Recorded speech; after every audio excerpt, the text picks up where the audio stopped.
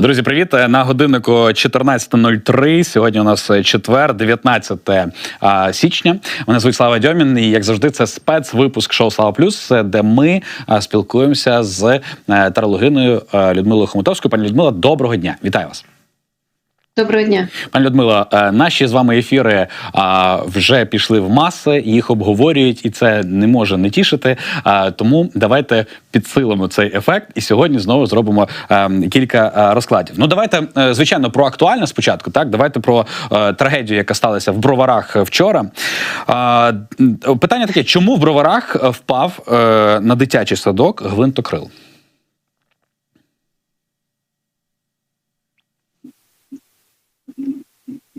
З однієї сторони там була поломка, з іншої сторони поломка була влаштована, так що там має конкретно диверсійна робота, так що це все привезло до трагедії. Угу. А ми можемо подивитися, коли саме ця диверсія була зроблена? Це прямо перед вилітом чи завчасно?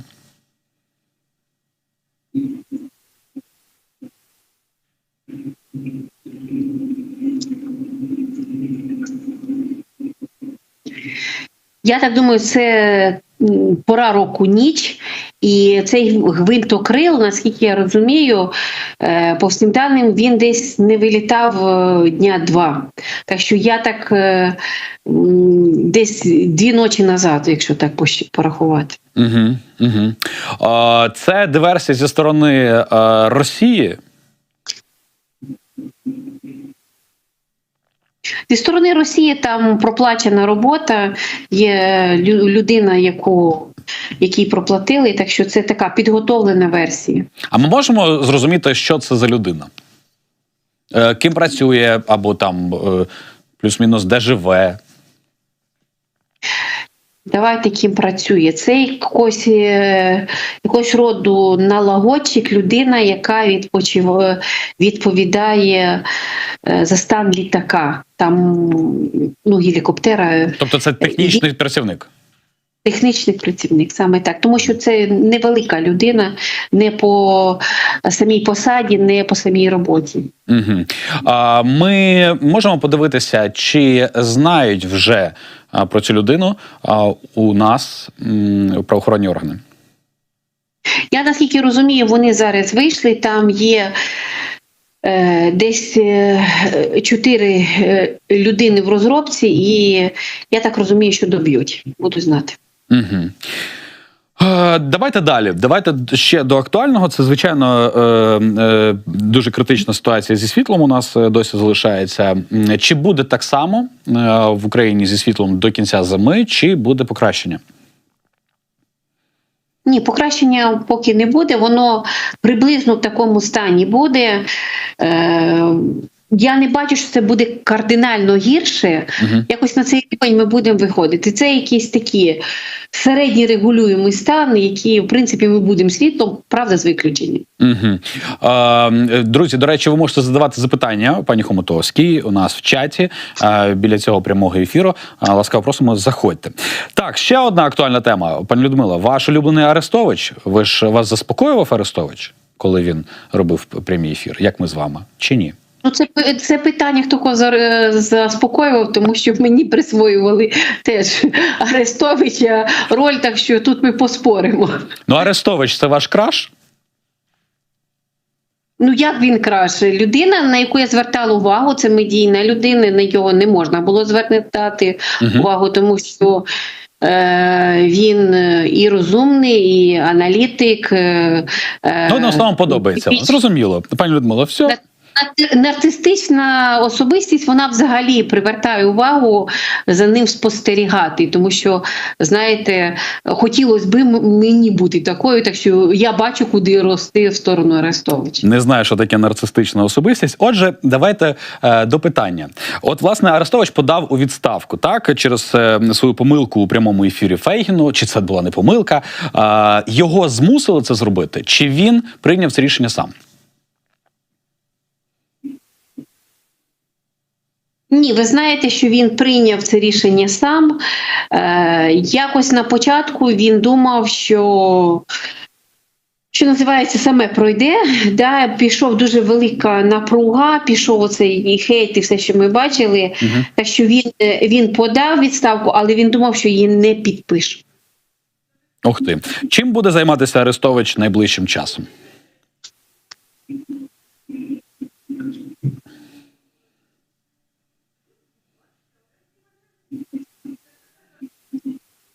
Ну, конкретно зараз він приблизно буде тим і займатися на рівні журналістики, на рівні того, що він буде як політолог це все говорити, але там піднімається тема, я так розумію, що він бачить, куди він хоче йти, а хоче він йти в політику.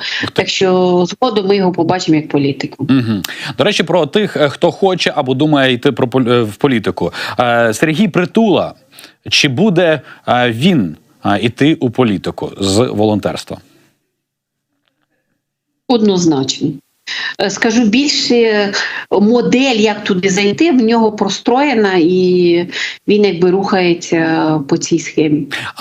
Давайте тоді добре про Сергія Притулу. А чи буде Сергій Притула президентом України? Ми не говоримо наступним, але загалом. Я вже відповідала на це запитання. Я не бачу, що він буде президентом, але те, що він десь підлетить доволі високо, це однозначно. Це не президент, але доволі високо. Угу. Ще одна тема, яка нас всіх українців цікавить, звичайно, це масовані обстріли. Чи будуть масовані обстріли найближчі 10 днів по Україні?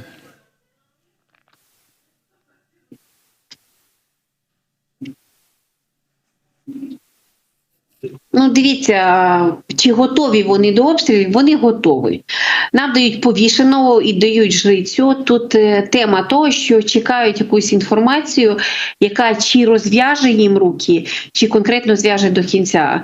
Я так розумію, просто ми живемо вже в одному просторі, я так розумію, що це конкретно, оце, що 20 числа там буде засідання, Рамштайн, по-моєму, називається. Рамштайн, так. І там щось буде вирішуватися. Там є якісь певні вимоги, які вони висунули. І от від того рішення там буде рух.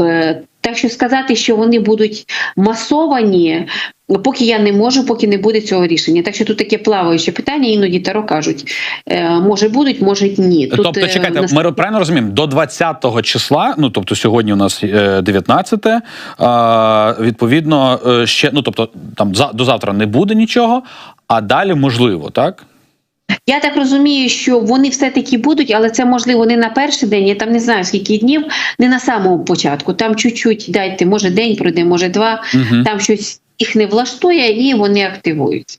Пані Людмило, я думаю, що вас вже питали, але у нас в ефірі ще не питали. Все ж, що кажуть карти щодо прильоту у місті Дніпро на багатоповерхівку?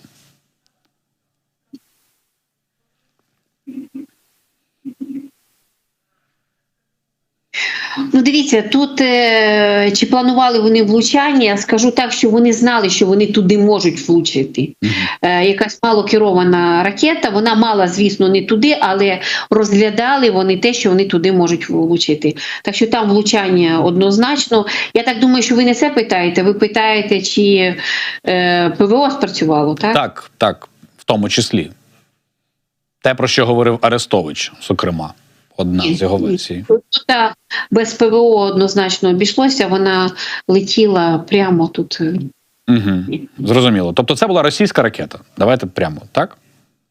Ну, це була російська ракета. І взагалі, якщо чесно, мені оцей скандал з Арестовичем, він напрягає. Знаєте чому? Тому що всі забувають, що це була російська ракета. В будь-якому випадку вона була.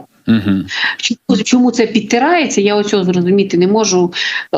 В нас є агресуюча сторона, і це Росія, це терористи, які стріляють. Не дивлячись, хто що сказав, ми бачимо 100 загублених життів на виході. Так, це правда. От скажіть мені, пані Людмило, ось таке. Українці протягом цього року, вже практично року, проклинають Путіна, Росію тощо. Чому оці прокльони, вони не діють? Ну, треба розуміти, що прокльони діють, якщо слаба людина, яка слабою енергетикою, він не може бути слабий, тому що він трійка по кастовій системі, це воїн, як би там комусь здавалось, це до воїнів не долітають. Зато вони дуже добре долітають до агрегора війни, і люди, які включаються в енергію, починають проклинати, вони підключаються до егрегора війни, і чим більше ви агресуєте, тим більше стягується з вас енергії. Не вірите, відслідкуйте. Ви починаєте агресувати, і потім бачите, що я вже як кулька, яка здулась. Так що кожен ви говорите про те, що не варто от проклинати, так? Варто цю енергію на перемогу направити більше? Я про це весь час говорю, що у вас багато енергії, я вас поздоровлюю, посилайте цю енергію нашому ЗСУ, з цього буде більше зиску, бо ми будемо їх підтримувати. А ви віддаєте в егрегор війни, тобто енергоструктура, яка створила взагалі цей весь простір, і вона там собі розкошує.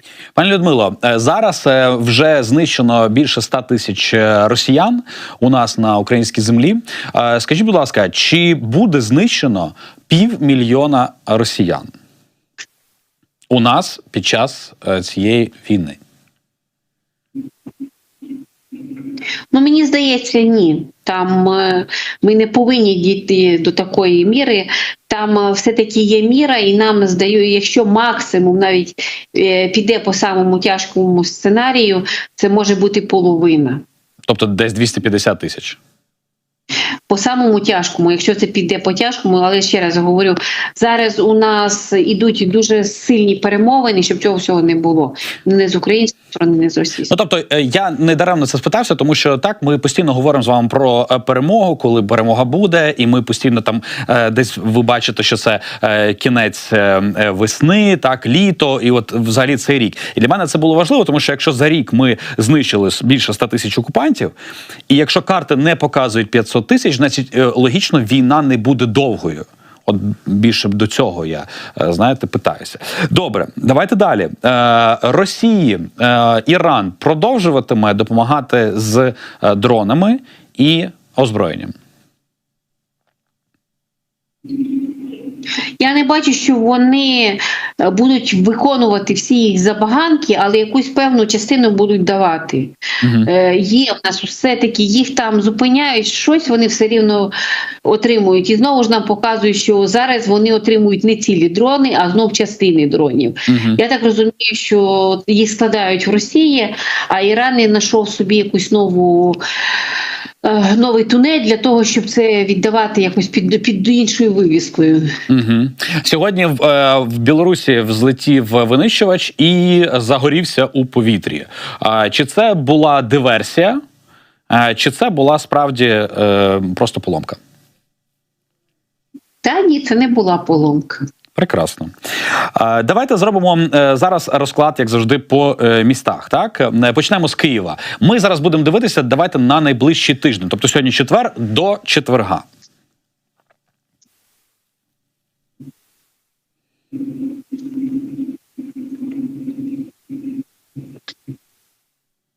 Ну, я думаю, що все-таки буде. Я думаю, що буде.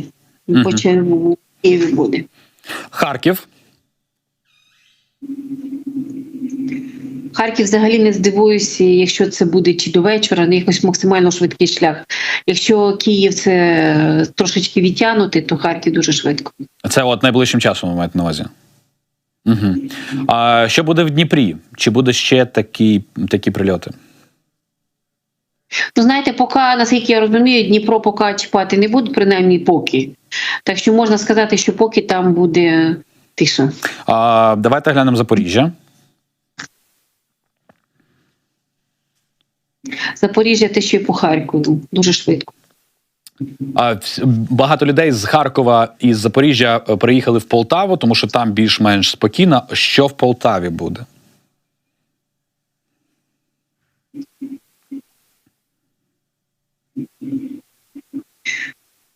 По всім даним спрацює все-таки захисти різного роду, тому що буде страшно, але ми захищимося. Так що там захисти спрацюють, так що на виході відпрацюємо, що називається, на рівні ППО, і на цьому закінчиться. А, друзі, ви залишайте свої питання, я бачу, ваші питання є.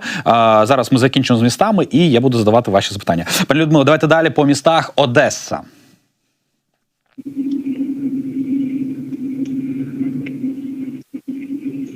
я думаю, що Одеса буде активна. Угу. Центральна частина, давайте візьмемо Черкаси.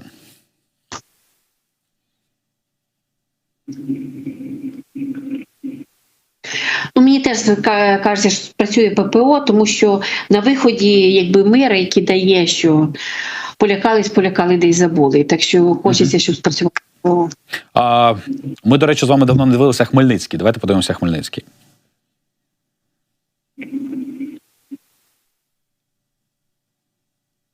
Активність буде, але теж повинно не зачепити. Ну, активність, як знаєте, розумієте, нам будуть включати оці тривоги, да, якось людям буде страшно. Це показує, що цей страх є, він якби частина, але потім якби нам дають шута, що все розсосеться, буде. Угу. Львів.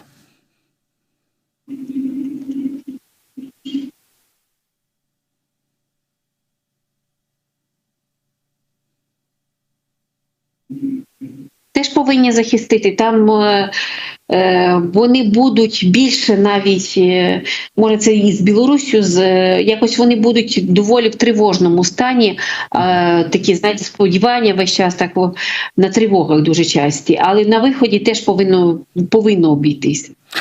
Питання з нашого чату. В нас же ж, от, наприклад, в Києві з 30-го, якщо не помиляюсь, так, з 30-го числа, з 30 січня починається знову навчальний рік, і навчальний семестр, так? І от питається Ріна, чи є загроза для навчальних закладів у Києві? Давайте глянемо, давайте так, до кінця зими хоча б.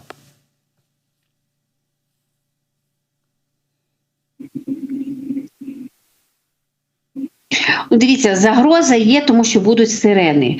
Я чуть-чуть перевернула ваше запитання, спитала, чи будуть попадання в різного роду. По всім даним не буде.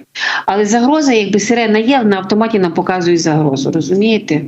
Загроза – це одне, попадання – це зовсім інше. Питає Олена Бабенко, чи загрожує щось Зеленському? Ну, знаєте, Зеленський – це така якась фігура, на яку націлено. Взагалі там велика кількість на нього готується нападів без кінця і краю, і не скоро вони закінчаться. Так що це такий маленький армагеддончик, якому без кінця хочуть встраювати, поки нам дають зірка, що вони це на рівні інформації отримують, йдуть на опередження, поки зупиняють. Але загроза постійна. А ми можемо оглянути, які, тому що от нещодавно буквально The Independent опублікував інформацію про те, що на Зеленського готувалося щонайменше 12 замахів за цей практично рік. Найважчий замах якийсь, от якось так хочеться дізнатися, ну коли, знаєте, вже от практично впритул там підійшли. Було таке? Чи було, чи буде? Тут чи було саме?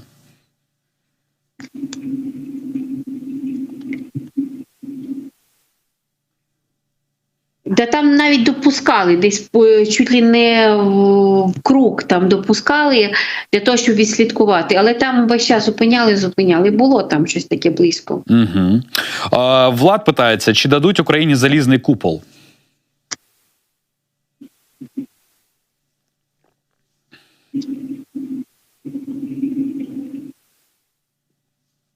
Ви знаєте, я не думаю, що нам дадуть як купол, більше всього, що навчать його робити.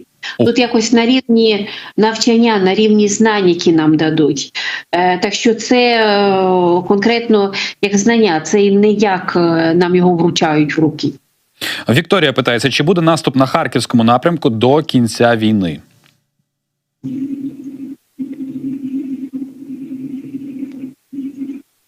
Я не думаю, що буде наступ. Там може бути на рівні того, що десь там активуються, але те, що вони там не просунуться, це 200%. А давайте глянемо, взагалі, росіяни зможуть захопити нові, але саме великі території? Ми розуміємо, що там зараз, наприклад, в Бахмуті, так, туди-сюди там ходять вони, але чи великі території зможуть? Я теж не бачу великих територій. Тут піднімається тема того, що чересчур вони помінялася рокіровка сил. Да? Куди вони заходять в котел конкретно на показ. вони заходять в котел. Так що навіть якщо вони завтра там вишикуються, післязавтра кульків накупляємо, відправимо. Угу. Марина питається, скажіть, будь ласка, за лівий берег Херсонщини, коли деокупація, там дуже тяжко. Нічого не поміняю, конкретно чекайте. Ми повинні отримати якусь зброю, саме через що там немає. Я наскільки розумію, це налагоджується, це взагалі якась... Почекайте, тут нам говорять, що почекайте, все їде, все от там почнеться. У вас деокупація почнеться, наскільки я бачу, там картинка помінялась, ось відповідала, саме з Херсону. Почекайте, там йде зброя. Херсон і Запоріжжя якось почнуть рухатись одночасно. А ми можемо глянути, коли це станеться?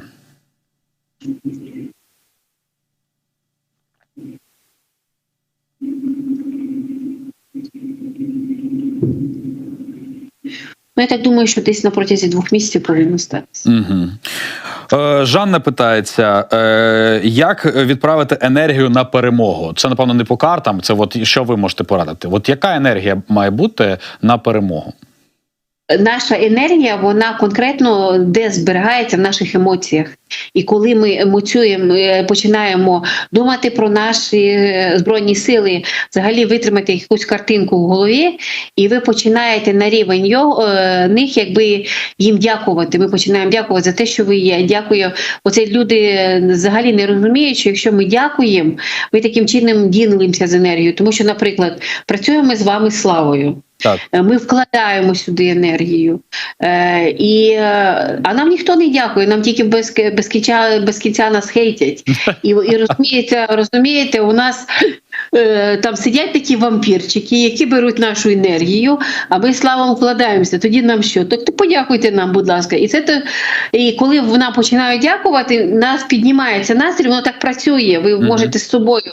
Якщо ви конкретно починаєте навіть на ЗСУ, давайте візьміть своїх близьких людей. Наприклад, мама, наприклад, дитина. В голові обніміть його, подякуйте за те, що він з вами, за те, скажіть навіть в голові, що я його люблю, і ви побачите, що ви приходите додому, вам всі починають посміхатися. Здається, а як же воно діє? А отак воно і діє. Пані Людмила, а можна, от дуже часто говорять про те, що ну як так можна там, наприклад, посміхатися, там якісь отримувати позитивні емоції тощо, тому що йде війна. От, наприклад, Люкс ФМ, так, ми зараз працюємо на такому фронті хорошого настрою для того, щоб заряджати людей. Це вірне рішення, от заряджатися цією позитивною енергією, а не постійно думати про те, скільки людей вбили тощо. Ви якраз конкретно запускаєте енергію перемоги, тому що якщо в наші мільйони людей будуть сидіти в ролі жертви, то жертва може дати енергію? Не може. У нас можуть тільки ті, хто підтримує цю енергію, які її акумулюють, діляться з іншими. І якщо наш Слава посміхався, ви посміхалися від того, що він сказав, то ви починаєте посміхатися далі. І така, знаєте, хвилька вона прокотила по всій Україні, і всіх піднявся настрій, і докотився він до наших Збройних сил, вони там поспіхались і позмітали орків. Під хороший настрій. А якраз оці плакальниці, як я говорю, плакати дуже добре, якщо приходить час, і ми ще наплачемось кожен свого. А є комусь, кому потрібно воювати і бути в ресурсі.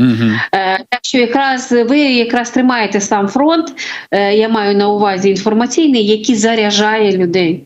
Пані Людмило, продовжимо далі. Питання ще з чату. Лена питається, чи буде зруйнований Луганськ при звільненні?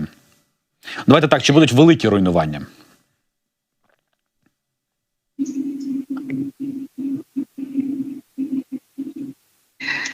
Дивіться, чи будуть руйнування? Вони будуть. Якісь основні там вас структури точно знесуть, але нам тут дає королева Пентаклів, яка говорить про те, що в ньому можна жити. Розумієте? Хороша новина, що в ньому можна жити. Так що це те, що можна скоро якось відремонтувати, якимось чином повернути. Так що тут погана новина, що він все-таки буде зруйнований, хороша, що можна легко відремонтувати. А давайте подивимося, яке місто швидше звільнять – Луганськ чи Донецьк?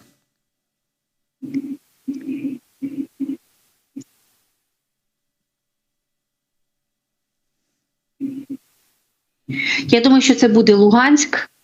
Там взагалі якось Луганськ, знаєте, якось так звільниться, якби сам собою.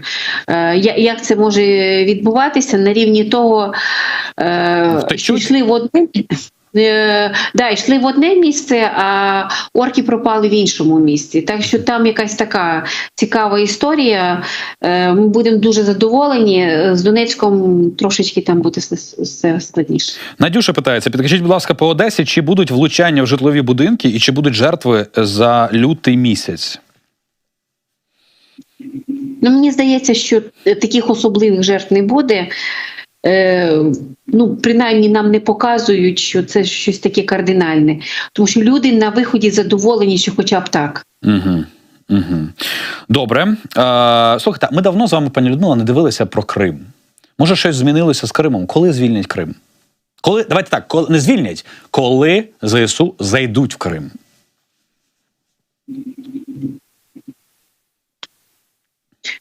Я, наскільки розумію, ми повинні в цьому півріччі точно зайти. А детальніше? Це питається просто Залужний. Я зрозуміла.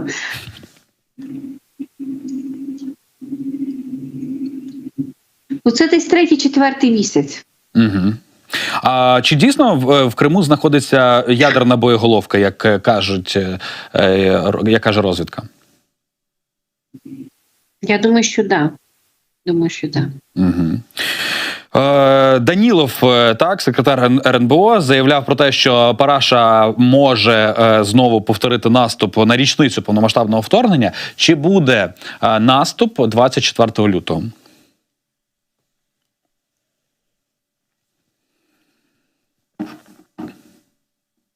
Десь буде. Там якась така цікава історія, що він запланований. Вони десь його там і звозять, і готуються, і так далі, але чомусь весь час змінюють дати. Але десь прям заплановано, що вони обов'язково десь там активізувались. Ми вже з вами дивилися, але давайте ще раз подивимося, чи далеко вони зайдуть. Це може змінюватись, тому ми теж постійно... Я не думаю, що далеко зайдуть. Це якісь такі танці, на рівні того, сьогодні чуть-чуть зайшли, завтра чуть-чуть відступили. Тут таких кардинальних я не бачу якихось. Чи можуть вони десь прорвати? Навіть десь можуть прорвати, але це на якийсь певний період. От згадай, ми дивились «Солидар» і пам'ятаєш, скільки написали за «Солидар»? Та ні, вже здали, де його здали? Ще сьогодні за його там воюють і так далі. Тобто тут воно сюди-туди, воно без міняюча картинка. А чи дійсно Європа чи дійсно Європа змушує наше керівництво йти на перемовини? Тому що Зеленський зараз заявив знову ж таки в черговий раз, що не піде на перемовини з Путіним. Є певні люди, які змушують. Тут є змушування. Тут не то, що там нас змушують, до нас якби домовляються з нами, що може бути, ми підемо, там не давлять там конкретно, що відрубаємо голову, а поки комунікують з нами, а може все таки. Так що є там певна коаліція. А це Європа чи США?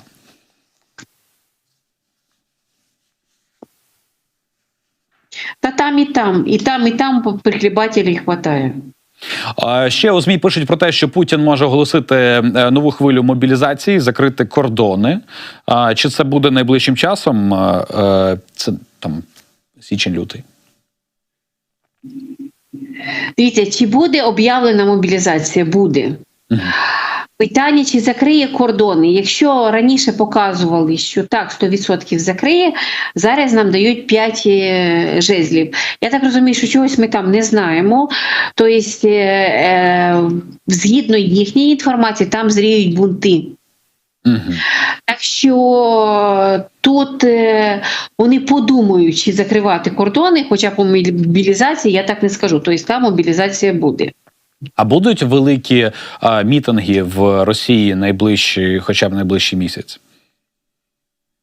Там все весь час показують жінок. Тобто ці жіночі бунти, то вони якісь, взагалі якась хвиля жіночих бунтів прокотиться в найближчий час по Росії. І це буде доволі таке тяжке питання, яке важко вирішити на просторі Росії.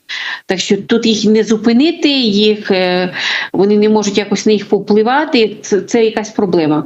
Ну, чоловіки, по всім даним, до цього не спроможні, російські. А Путін досі вірить в перемогу Росії?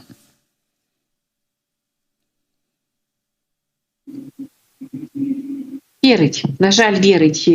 І знаєте, тут якась історія, вона по імператриці, що його якась місія спасти Росію. Тобто я взагалі не здивуюся, якщо в його голові він дійсно таким чином захищає Росію.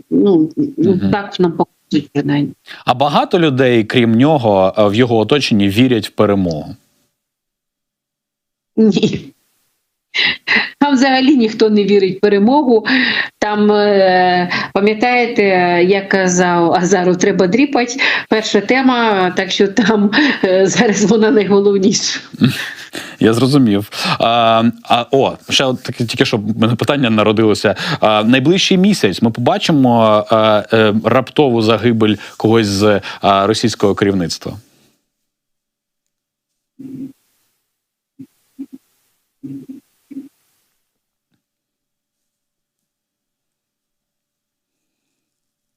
Я не думаю, що це буде в цей місяць. Він десь на протязі найближчих 2 місяців щось подібне буде, але це не на цей місяць. Світлана питається, скажіть, будь ласка, чи будуть удари ракетами С-300 чи С-400 з Білорусі по Києву і області, як це було 14 січня?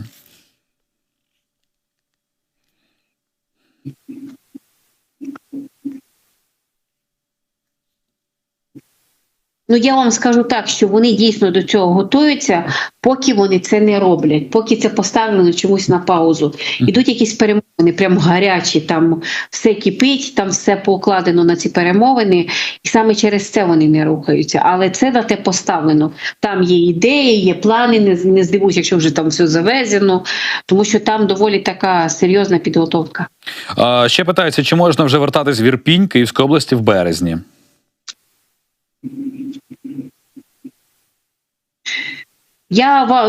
Моя історія конкретно не поміняється. Раніше квітня, будь ласка, не повертайтесь. Це нам вже говорять більше півроку. Щось там має відбутися. Так що почекайте конкретно, коли стане зрозуміло. Пані Людмила, ми говоримо про Ірпінь, чи ми говоримо загалом про повернення в Україну? Про Ірпінь і про Україну в тому числі. Тому що там щось в нас взагалі, щось там в квітні таке відбудеться, яке поставить все зрозуміло, на якісь зрозумілу площину.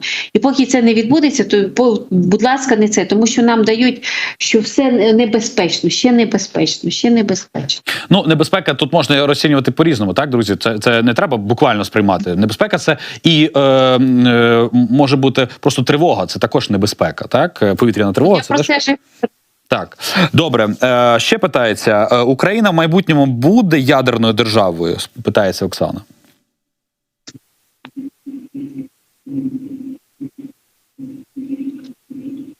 Україна може бути ядерною державою, принаймні наш президент сьогодні це вимагає, і воно йде в якихось навіть сьогодні перемовинах. Ще питання, чи в результаті війни Київ сильно постраждає?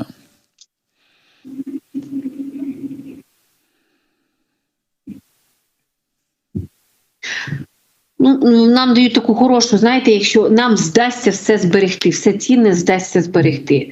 Це не про те, що там не буде розрушень, вони є і на сьогодні є, але якась саме цінне точно збережеться.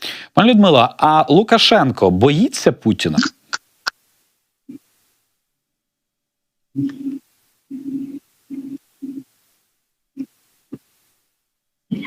Ви знаєте, боїться. Він знає, що він його може прибрати. Конкретно він знає, що це він може зробити. Він, звісно, знаєте, як індюк хвоста розпушує, але конкретно знає, що і голову відрубати можуть. В Білорусі проходять навчання вагнерівців?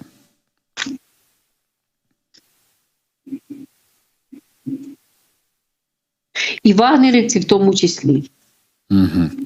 Ще дивіться питання, ось є Ольга. Скажіть, будь ласка, яка доля Лаврова, Шойгу і Герасименко? Давайте подивимося, так, їх трьох. Лавров, Шойгу і Герасимов, напевно, мало на увазі.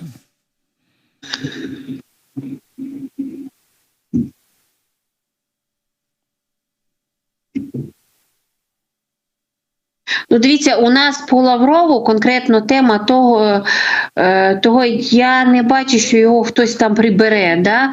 Те, що він може виїхати згодом і пропасти десь там, це може бути, але я не бачу тут не вбивства його, і я чомусь не бачу, що якось його будуть оберігати, щоб його не віддати. Якась тема все-таки... що його потрібно оберігати, тут є. Може, навіть на вимогах воно буде Лаврова не чіпати, не знаю. Шойгу?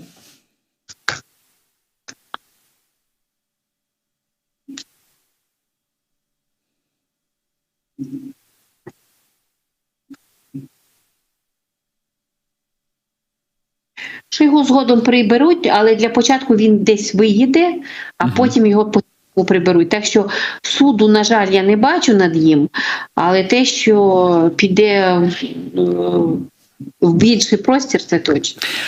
Пані Людмило, у нашого президента Зеленського день народження 25 січня. І от якраз Руслана питається, чи будуть сюрпризи в день народження Зеленського?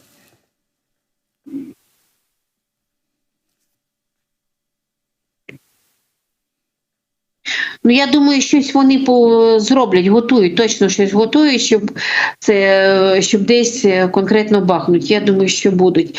Хороша новина, що це не настільки кроваво, як, наприклад, це Дніпро. Угу. Десь готують. Друзі, у вас ще є буквально хвилин 5 для того, щоб задати запитання в нашому чаті, тому, будь ласка, пишіть. А ми з пані Людмилою зараз зачіпимо протягом цих ще 5 хвилин тему нашого улюбленого. Пані Людмила, це, звичайно, шоу-бізнес. Давайте про Наталю Могилевську поговоримо. Наталя Могилевська заявила про те, що у неї новий коханий. Так? Вона приховує, хто це. Давайте подивимося, чим займається новий коханий Наталі Могилевської. І чи він взагалі існує.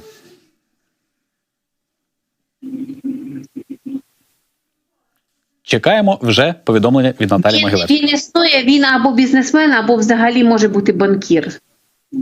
Так що дуже доволі така багата людина від слова «дуже». Угу. Далі давайте поговоримо про нашу улюблену Лесю Нікітюк, мою і вашу подружку. Чи досі вільне серце у Лесі Нікітюк?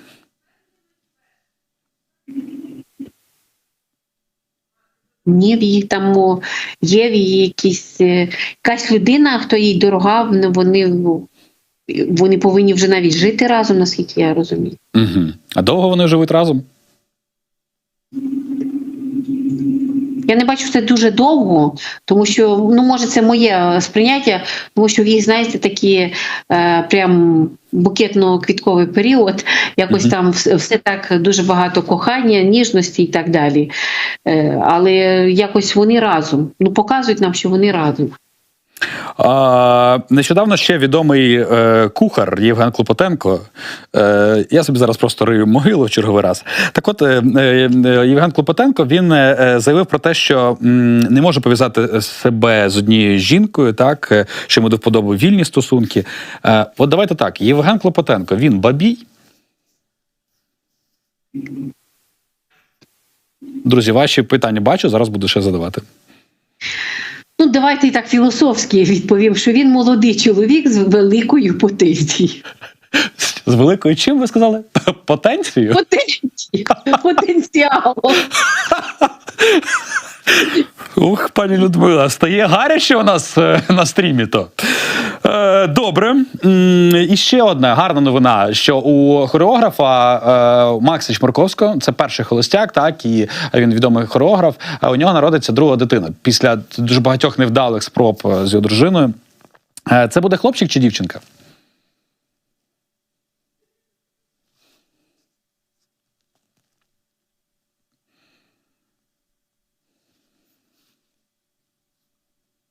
Ви знаєте, я б сказала, що дівчина, якби в нас не було двійки кубків. Взагалі не здивуюся, якщо там буде двойня. Угу.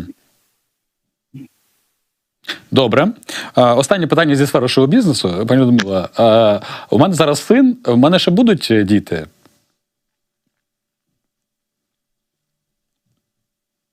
Ну, я думаю, що у вас, як і в Клопотенка, там проблем немає.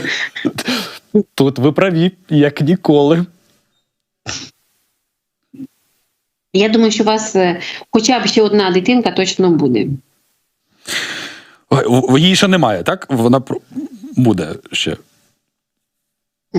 Ні, у вас воно якби має статися в просторі через деякий час. Прекрасно. Ви саме над цим працюєте, ви туди йдете.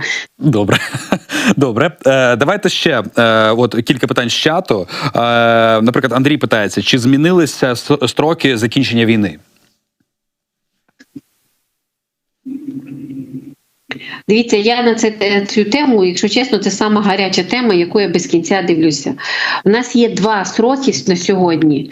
В нас є квітень, коли ми можемо закінчити війни, і воно не сходить. Буквально вчора дивилась, глибокий квітень не сходить. Там у нас буде шанс величезний закінчити квітні. Але це зависить не тільки від нас, у нас ще є якась сторона, яка буде проти цього. Так що в нас або оцей квітень, який так і залишається, да? Ну, може так, ви розумієте, що второго часу немає, може там 2 неділі сюди, 2 неділі туди. Як я казала, що Херсон звільнять на початку місяця, його звільнили через 2 неділі. Ну, ви ж розумієте, що це нічого очами Всесвіту. Так що в нас або період конкретно, оце, що я кажу, кінець весни, чи це все-таки остаточний період осінь. От в нас воно ще висить і осінь, і це, але ну прям дуже величезний шанс у нас на оцей кінець весни. І ще питання. Катя питається, які стосунки у першої леді Олени Зеленської та Володимира Зеленського? Чи сваряться вони?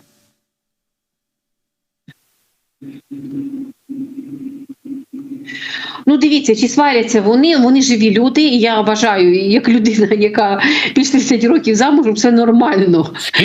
Скільки ви заміжня? Ну, у мене сину 34, я вже 35 років заміж. Як це вам, вашому сину 34, якщо вам то всього-то 30? Та я зрозуміла. Так що тут конкретно, так що я вважаю, що це нормально, але тут інша історія, що вони дуже мало бачаться. Зараз люди мало бачаться, так що там більше про якесь спілкування на відстані, може це якийсь скайп, може це якийсь вайбер, не знаю що. Тут отака. Я не можу сказати, що в їх погані стосунки, а в їх нормальні стосунки, тут взагалі дають щаслива сім'я, дружна сім'я, тут є це все. Просто що треба зрозуміти, що в їх, як у людей, вони нормальні. А пані Людмила, завтра у нас на нашому YouTube-каналі LuxFM виходить випуск з актором Тарасом Цимбалюком. До речі, друзі, обов'язково завтра дивіться. І, пані Людмила, ви також подивіться, поставте лайк обов'язково. І ми там, власне, говорили про його нову пасію, про його нову кохану. А от питання ось таке. А як довго вони будуть, Тарас Цимбалюк, зі своєю новою коханою у стосунках?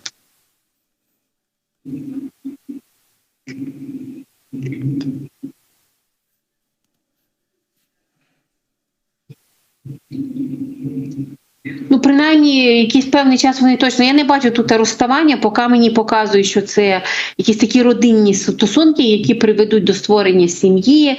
Тут можливі навіть господарство разом, заробляння грошей не разом, навіть тут є конкретно, що можуть бути і діти в цьому. Так що тут зараз вони точно якийсь час вони будуть разом. Друзі, обов'язково завтра, в п'ятницю, подивіться випуск «Слава Плюс» з Тарасом Цимбалюком. Там дуже багато всього, і ми говорили і про гонорари, і скільки Тарас Цимбалюк зараз витрачає грошей тощо.